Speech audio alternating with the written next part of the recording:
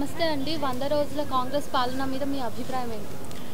ఈ యొక్క తెలంగాణ రాష్ట్రంలో 10 సంవత్సరాల సుదీర్ఘ పాలనలో దోపిడీ, నియంతృత్వ విధానము, నిరుద్యోగ సమస్యలు, అనేక రకాల సమస్యల మీద తెలంగాణ రాష్ట్ర ప్రభుత్వాన్ని గద్దెదించి కాంగ్రెస్ ప్రభుత్వాన్ని తీసుకొని రావడం జరిగింది. ఈ కాంగ్రెస్ ప్రభుత్వం యొక్క 100 రోజుల విధానపరమైనటువంటి అంశం చూసినప్పుడు ఏ ప్రభుత్వాన్నైనా ఎవరికైనా అవకాశాన్నైనా ఇచ్చి చూడాలంట, అధికారాన్ని ఇచ్చి చూడాలంట. కాబట్టి ఈ 100 రోజుల పాలన ఒక 6 గ్యారంటీలతో పాటు బస్సు ఫ్రీ కార్యక్రమాన్ని ప్రవేశపెట్టడం జరిగింది. ఆ ప్రవేశంలో ఇంకా కొంత ముందుకు పోతే కానీ ప్రభుత్వం యొక్క విధానం మనం అంచనా వేయడం కష్టం. కాకపోతే జనరల్గా 100 రోజులు అయింది కాబట్టి ఈ 100 రోజులలో వాళ్ళు అనుకున్నది గ్రౌండ్ స్థాయిలోకి వెళ్ళకపోయినా ఒక ప్రత్యామ్నాయంగా ఈ బీఆర్ఎస్ కంటే ఈ కాంగ్రెస్ వాళ్ళు ఒక మెరుగైన పద్ధతిలో నడుస్తూ ఉందనడానికి కొన్ని ప్రత్యేకమైనటువంటి సాక్ష్యాలు ఉన్నాయి. ఆ సాక్ష్యాలడానికి ఏంటంటే నోటిఫికేషన్ల పేరు మీద ఉన్న ఉద్యోగాలలో భాగంగా కొన్ని వందల వేల మందికి ఆర్డర్ కాపీలు జారీ చేయడం జరిగింది.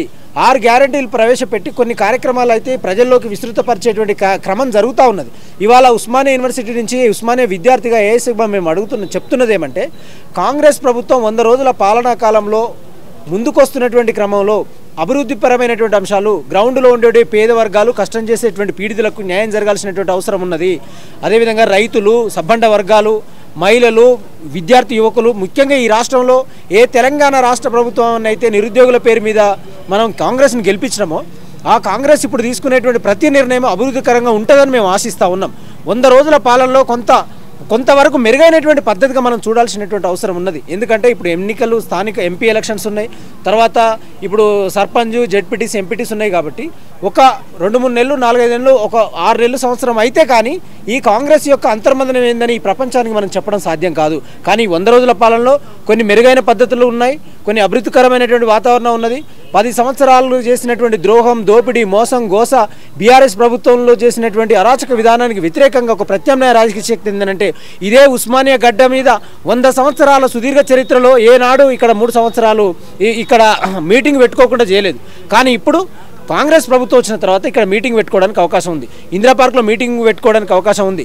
అదేవిధంగా ప్రగతి భవన్ గేట్లు 10 సంవత్సరాలుగా ఎవరిని రానియకుండా అక్కడ బయట వాళ్ళ గాలి చోకనీయకుండా ఉండేటువంటి సందర్భం ఉండే. కానీ ఇప్పుడు ప్రగతి భవన్ గేట్లు బ్రద్దలు కొట్టి ఆ గేట్ల మీద నృత్యమాడి ప్రజలకు స్వేచ్ఛావాయువులు పిలిచేటువంటి ఒక రైట్గా కాంగ్రెస్ ప్రభుత్వం ఇస్తుందనడానికి ఒక సాక్ష్యం.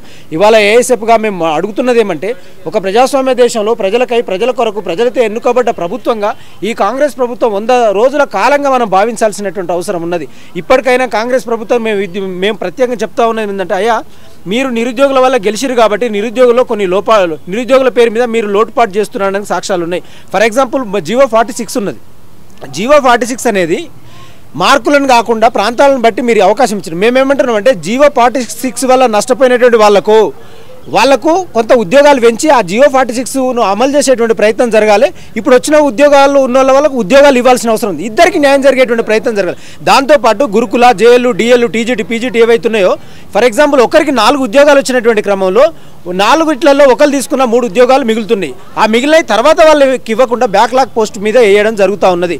కాబట్టి ఇవాళ కాంగ్రెస్కు మేము ప్రత్యేక తెలుపుతున్నాం, అయ్యా బీఆర్ఎస్ గవర్నమెంట్ ఉద్యోగాలు ఇచ్చింది, మీరు ఆర్డర్ కాపీలు ఇచ్చింది. కానీ మేము ఇక్కడ చెప్తున్నది ఏమంటే మీరు 4 ఉద్యోగాల పేరు మీద బ్యాక్లాగ్ వేసి మీరు మిగిలించుకునే ప్రయత్నం చేయకండి. సంవత్సరాలు కొద్దిగా కడు పేదరికంతో అప్పులు తీసుకొని వచ్చి వ్యక్తిగత స్వేచ్ఛను పక్కన పెట్టి, పెండిలు పక్కన పెట్టి, కుటుంబాలు పక్కన పెట్టి 6 నిమిషాలు కష్టపడి గంటలు మాకు ఉద్యోగాలు వస్తాయని కోటి ఆశలతో ఏజ్ అయిపోతున్నటువంటి వాళ్ళు ఉన్నారు. కాబట్టి మీరు బ్యాక్లాగ్ పోస్టులు మిగిల్చుకోవడం వల్ల వీళ్ళ జీవితాల్లో నిప్పులు పోసినట్టయితే నిరుద్యోగుల పక్షాన. కాబట్టి ఇవాళ బీఆర్ఎస్కు, కాంగ్రెస్కు మెరుగైనటువంటి పద్ధతులు ఉన్నాయి కనుక మీరు ప్రజలు విశ్వసిస్తున్నారు, ఆదరిస్తున్నారు, మీరు మళ్ళీ ప్రత్యామ్నాయం గెలవాలని కోరుకుంటున్నారు. ఆ కోరిక మేరకు మీరు నిరుద్యోగులకు న్యాయం చేసేటువంటి ప్రయత్నం జరగాలి. ఇదే ఉస్మానియా గడ్డగా 100 సంవత్సరాలలో ప్రతి దగ్గర కూడా ప్రతిపక్ష పాత్ర వహించింది. రేపు కాంగ్రెస్ పార్టీగా మీరు ప్రజలకు ఇచ్చినటువంటి వాగ్దానాలు అమలు చేయకపోతే, ప్రజలను గోసపుచ్చే ప్రయత్నం చేస్తే మరో ఉద్యమానికి నాంది పలకడానికి సదవకాశం ఉస్మానియా గడ్డ నుంచి ఉంటుందని మేము భావిస్తా ఉన్నాం. ఎందుకంటే తెలంగాణ బీఆర్ఎస్ ప్రభుత్వం ఓడిపోవడానికి సుదీర్ఘమైనటువంటి పోరాట చరిత్ర, ఉద్యమ నేపథ్య ఈ నేలపైనే ప్రారంభమైనటువంటి చరిత్ర ఈ యొక్క ఉస్మానియా గడ్డకుంది. ఆ గడ్డ ఉద్యమ చైతన్యం రేపు మీరు చేయకపోతే మీ కాంగ్రెస్ పతనం కావడానికి కూడా సదవకాశం ఉంటుంది. ఎందుకంటే మా సిపిఐగా యూనియన్గా ఏఎస్ఎఫ్గా మా సపోర్ట్ ఉన్నా ప్రజా సమస్యల కాడికి వచ్చేసరికి, నిరుద్యోగ సమస్యల కాడికి వచ్చేసరికి, విద్యార్థి సమస్యల కాడికి, మహిళా సమస్యల కాడికి వచ్చేసరికి సమస్యల వైపు ఎర్ర జెండా పార్టీ ఉంటుంది, విద్యార్థి ఉద్యమ నాయకత్వం ఉంటుందని కోరుకుంటూ ఇక్కడ ప్రజాస్వామ్య వాతావరణం పేరు మీద మీరు ఇచ్చినటువంటి హామీలన్నీ కూడా ఇంకా అమలు చేసి కింది వర్గాలకు అందించేటువంటి ప్రయత్నం చేయాల్సినటువంటి అవసరం ఉందని, ఈ 100 రోజుల పాలనలో కొంత మెరుగైన పద్ధతులు ఉన్నాయని మేము విశ్వసిస్తున్నాం. ఆ విశ్వాసాన్ని గ్రౌండ్ ప్రజలకు తీసుకొని పోయి ఆర్థిక, సామాజిక, రాజకీయ అవసరాలు ప్రతి ఒక్కరికి కూడా విద్య, వైద్యం, ఉపాధి, ఉద్యోగం, సమానత్వం వచ్చేటువంటి ప్రయత్నం కాంగ్రెస్ ప్రభుత్వం చేస్తుందని ఉస్మానియా యూనివర్సిటీ నుంచి ఏఎస్ఎఫ్గా ప్రత్యేకంగా తెలియపరుస్తా ఉన్నాం.